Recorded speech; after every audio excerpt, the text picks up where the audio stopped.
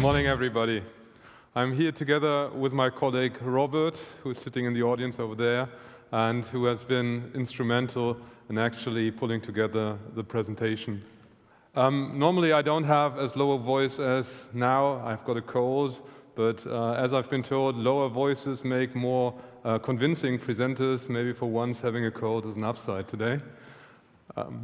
Gimv has been around for a long time. It's one of the longest-standing private equity and venture capital investors. We have more than 30 years of experience, and with around 1.8 billion euros under management, we have been a very successful investor with an average rate of return of 12% roughly. Offices are in Antwerp, where the headquarters is, then The Hague, Paris, and Munich. So we have got a pan-European, multi-geography footprint. In terms of the activity, around half of the investments are in the buyout and growth phase. Around more than 1/3 is in venture capital. In venture capital, we are a broad-based investor, as you can see, but we have got clearly defined focus areas, and one of them is Cleantech, where we have started to build a dedicated portfolio. In terms of the team, you can see it's a rather large team covering, on the one hand, all relevant geographies, so all the 4 offices have got personnel looking at Cleantech. On the other hand, the experience of the team is pretty broad in terms of sectors having been covered. That is also reflected in terms of the portfolio we have built over the last couple of years, which covers a wide variety of segments. It's pretty diversified. Just to name a few, we've got investments in e-mobility, in wind, and in biofuels, but many other sectors, and we will see some of the examples later in the presentation. I think you have heard a lot about the fundamental key drivers and why they are so great and what's so cool about having those. I think the one thing I would want to pull out of those key drivers is their stability, because if you look at other sectors in venture capital and tech investing, there the key drivers tend to be prevalent for 3, maybe 5 years. Here you've got drivers which are stable for 10, 15, 20, even longer. So from that point of view, you have got a very, very solid thesis for investing, which makes the sector so attractive to a multitude of potential investors. On the other hand, then cleantech investing would be very, very easy if we would just be looking at these fundamentals being very, very strong.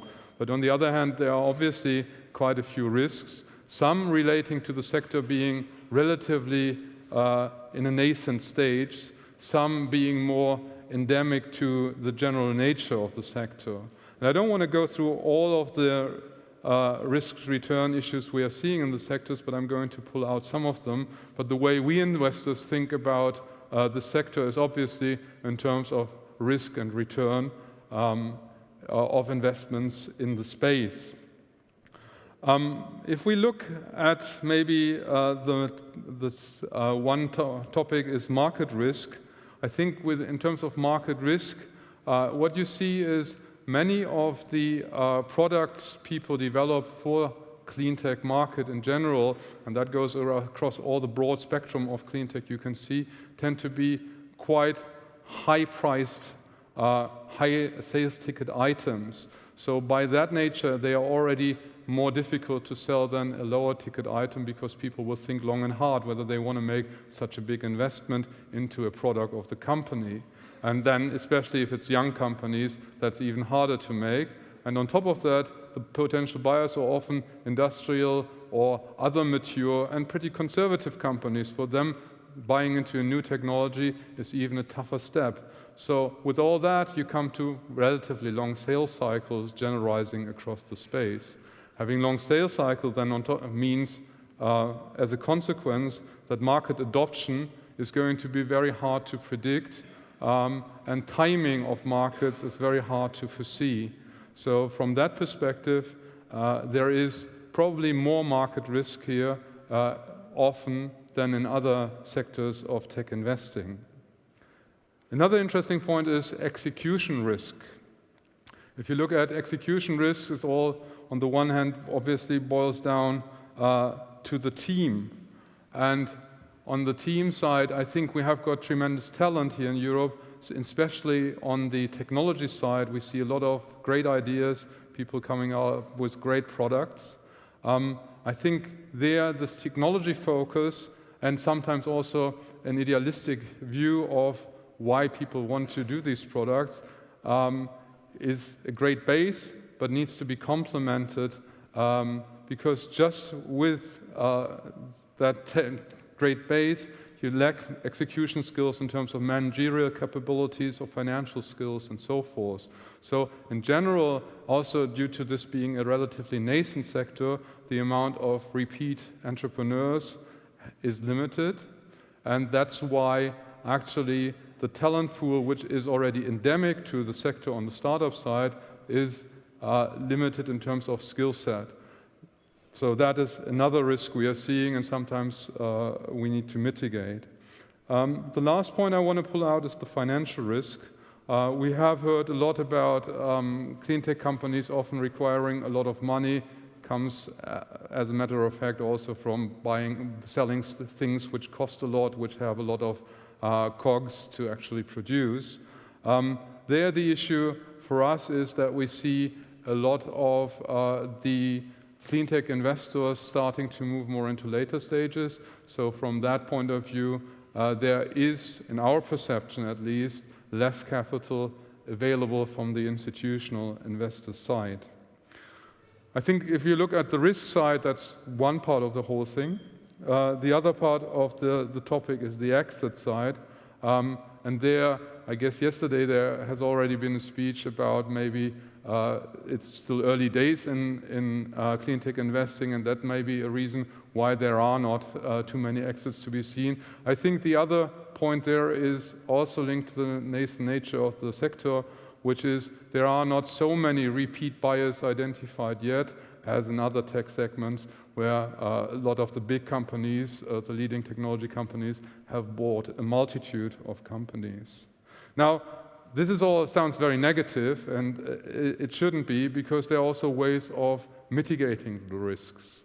So coming back, maybe just again to those 3 points, or to the 2 points, let's say execution and financing. I think on the execution side, what we tend to see is there are a lot of managerial talents who have really built relevant expertise in other sectors, who would really like to enter the clean tech space, because sometimes for idealistic purposes, sometimes also because they see the tremendous opportunity related, starting from the very core drivers. And there is the solution to our minds to the problem actually complementing the strong founding teams with people from other spaces, and then building a very good and equally balanced team. But that obviously requires entrepreneurs, founders, to be open to having people added to their team, open of integrating them, and actually also open to the idea that there may be a need to actually complement the team. I think on the financing side, the one trend we have seen is that a lot of the larger industrial companies have restarted or started new their corporate venturing activities, which for us as a trend is a great thing, because it mitigates the syndication risk, the financing risk for the startups in the space. And on the other hand, as pointed out earlier today, it also leads to an inflow of knowledge and also of relationships in the investing space. So that's great. So as you can see, there is good and bad about the space, and actually, despite the challenges, we as Gimv are investing in the space relatively heavily. We have closed the last investment this quarter, and we are on an active search for new investments. So why do we come out positively in certain cases on the sector despite seeing all the challenges. And I'm highlighting that to show you maybe a little bit of a pattern for you to actually see how we can get comfortable around startups in the clean tech space. So McPhee, you have just heard about that great company, so I'm not going to go into the details there, but for us, the part of the reason why we started to invest in this one was, on the one hand, that it has a really, really big market opportunity. So market timing is obviously one question mark, but if the size of the opportunity is fantastically big, that can mitigate a little bit also the question marks around the short-term exact timing, whether it's 1 year or 2 years from now, whether the market is going to take off. The other bit which helps us there is actually a two-pronged approach, where you have got two markets you can address. One is really visible already today, maybe a little bit smaller in size, and one being much, much bigger, but maybe a little bit less clear when exactly it's going to be huge. But we know it's going to be huge. The next example would be P International, a company based in Stuttgart doing lifecycle analysis software. Their main reasons how we got comfortable there is that it's already an established, mature product which has been sold to a large customer base, so technology risk is very low. On the other hand, you have got a team which is very coherent and has got a lot of knowledge internalized, and this knowledge is very scarce in the market, so it's very hard to replicate for other people.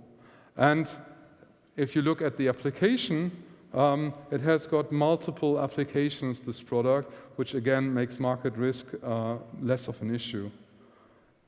And because of timing, let me just pull out the last one, which is Greenward, which is our latest investment, closed this quarter. And there, maybe two drivers. One being the point that actually it is applicable to both industrial and agricultural waste. So again, you have got two applications, mitigating or diversifying the risk there. On the other hand, feed-in tariffs are not uniform across Europe, and that's why actually you can have a diversified risk there as well. So maybe I've sounded a little bit negative in the beginning, but I want to really pull out that we are positive about the space because of the fundamentals, because we see also that the entire community is learning and is becoming more experienced, and with that actually also there will be more exit, I'm really sure about that. To be able to invest at a larger scale in this opportunity, we have moved away from just doing the typical VC deals, which will remain 80% of our deals, to broaden the scope a little bit, adding some build opportunities for more maybe niche opportunities, which have got solid businesses and provide a lower risk return profile. Buyout, financial recaps are other points we will be addressing. So with Gimv being a solid investor, successful and a pan-European player with a wealth of knowledge and working in active partnerships, we perceive ourselves to be a good partner for clean tech startups, and we would very much like to talk to you here or in the future somehow if you are looking for a strong investment partner. Thank you.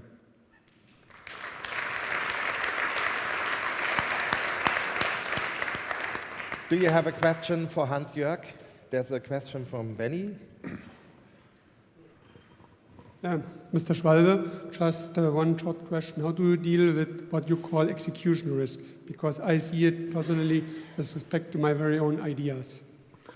So execution risk, I think, is always linked to, on the one hand, the managers, and I tried to talk a little bit around that. I think there the key is adding people with the relevant experience to the team, making sure that the relevant experience is there, and it's not just learning on the job, making it up while you go, but you have seen the patterns, you know how to react. The other part of it is around actually planning right, knowing how to plan things going forward, and there I think it also boils down to talking enough to people around in the space, having enough experience, So it's a matter of being connected and also having the right skills. Another question?